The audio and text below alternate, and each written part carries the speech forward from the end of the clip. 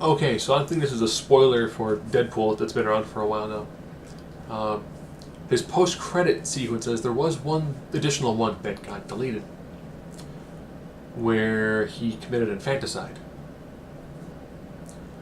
And it was viewed as the test audience did not like it.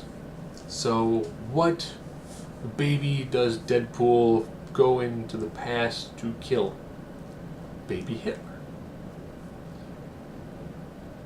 I can see when they first thought up the idea of like, oh, he can travel through time. What should he do? Oh, well, what if he killed Baby Hitler? People went, oh, that's kind of neat. And they might have gotten caught up in, oh, it's really cool if he did this and the other thing. But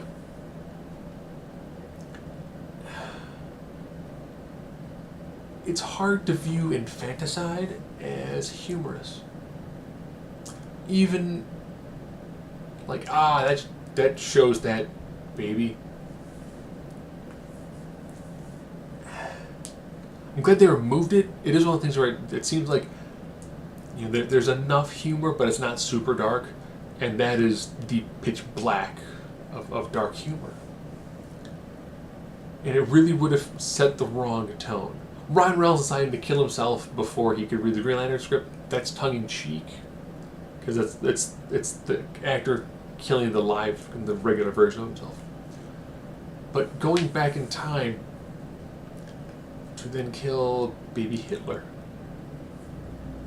Now, I read two different variations. One was he suffocated the baby with a pillow. Other was that he physically choked. So the scene would have been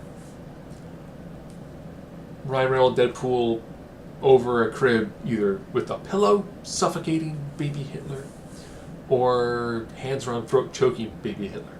I'm not going for it at the same time. I can see Baby Hitler in a piece. There are other things that they could have done with that.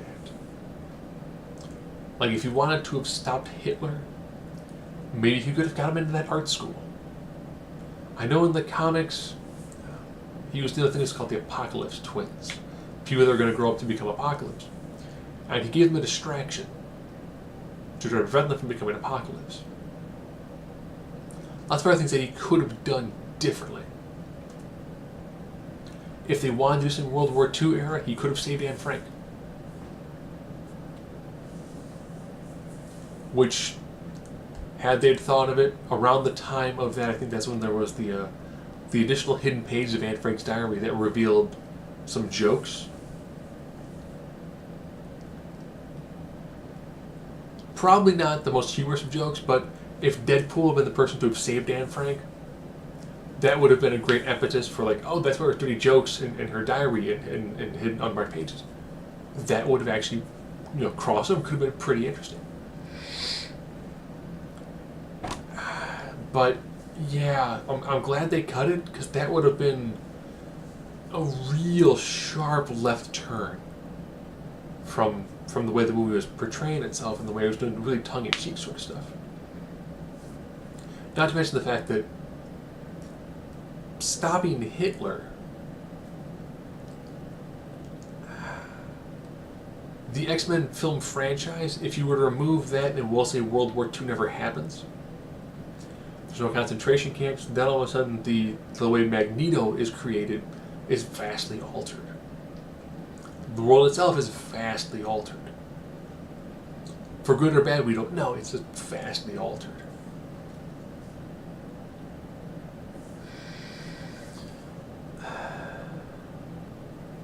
So there really isn't a good thing that he could have done with that.